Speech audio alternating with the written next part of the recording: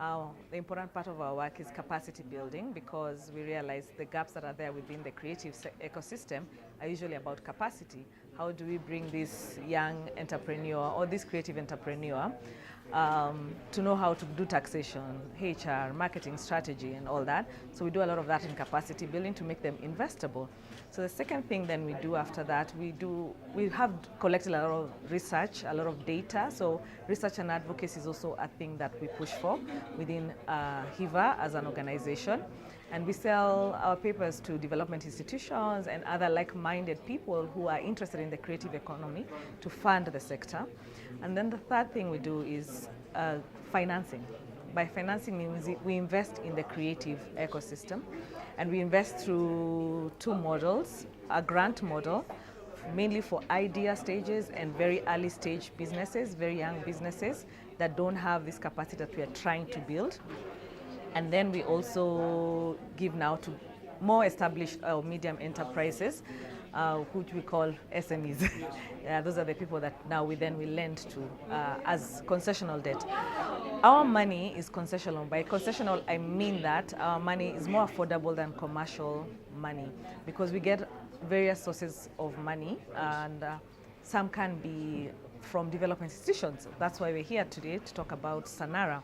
The reason we called the press and the media is to introduce Sanara to them, not really introduce, but to share more about Sanara and the work that we're doing, and so we're showing the impact that the program has had on the young entrepreneurs in this continent, Kenya specifically. Our work goes across 6 counties, not for any particular reason, but it's a countrywide program, and that is why we say applications can come from everywhere. The other important aspect of our work is that we do work with other partners who, because it's a big amount of money, we are expected to deploy over $10 million for Sanara in Kenya, and so we have to work a lot with other partners. So we have partnerships with microfinances, we have partnership even with commercial banks, and we have partners with aggregators and platforms, so as to reach as many creatives as possible. So far we have done over 900 million Kenya shillings that has gone out as debt, and over 200 million shillings that has gone out as grants. And we still tier this in products, where we say these products that can access this amount of money because of the stage of business they're at, but also we say grants can also be given to, actually grants are only for young women, because there's certain nuances that are not within any other sector. So I'll speak, for example, real estate. They even have a property index, so they know property in Karen should cost this amount of money. In the creative sector, we don't have that, and we have very many sub-sectors within the creative ecosystem, so we actually have to tailor-make them across each of the value chains. So we've put these value chains in 3 broad categories, where we say film, fashion, and live events. So within those, there's still very many other subsectors within. So we try and structure our lending framework for these specific value chains.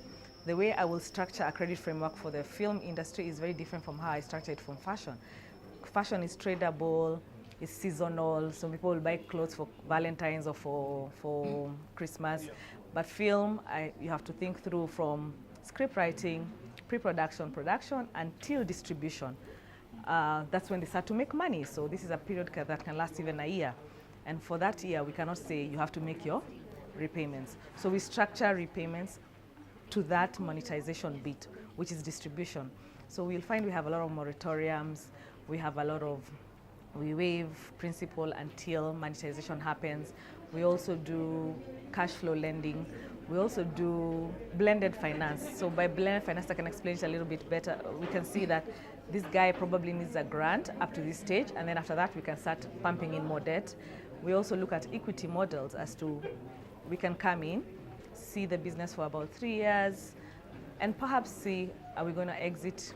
When are we going to exit? So there's those models that we try to structure just to fit the specific sector that we're trying to serve.